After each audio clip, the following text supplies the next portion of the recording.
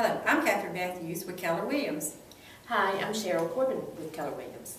We're here today because we have great homes that are just right for you, and we know that many people want to buy a home in this buyer's market. However, in the past few years, lenders have changed the credit score requirements, and many people have experienced economic hardships which have negatively impacted their credit scores. So what can consumers do?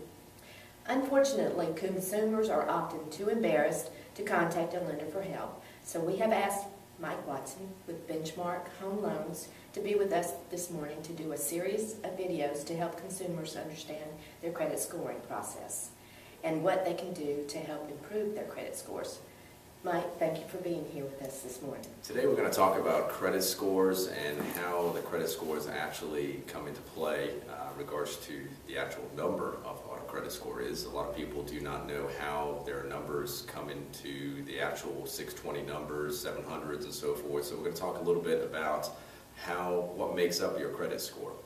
35% of your credit score is the basic pay history of how you pay. So if you pay on time, obviously you're going to have a better credit score than if you're currently late on different things like revolving department stores, car payments, mortgages, and so forth.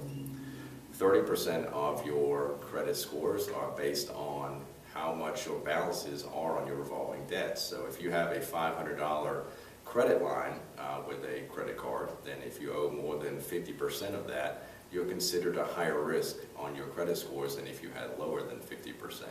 So with a credit score to get to the 700 credit score ranges and so forth, you want to keep your balances below 50% at all times. Anytime you go above that credit score limits, you will increase or decrease your credit scores a few points.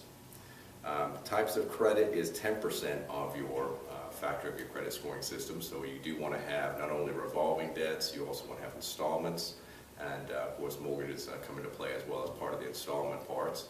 But you want to have a mix and match of your credit in order for those scores to be higher than lower.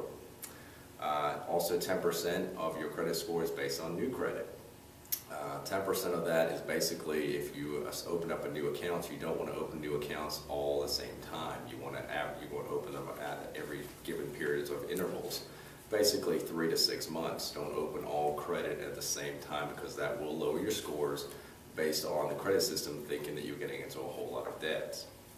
The last part is 15% of your credit is based on the length of your credit history. So you starting out, if you're just a younger person, you're obviously starting out with just a few months on your credit scores with length of history on a revolving debts or a student loan or something like that.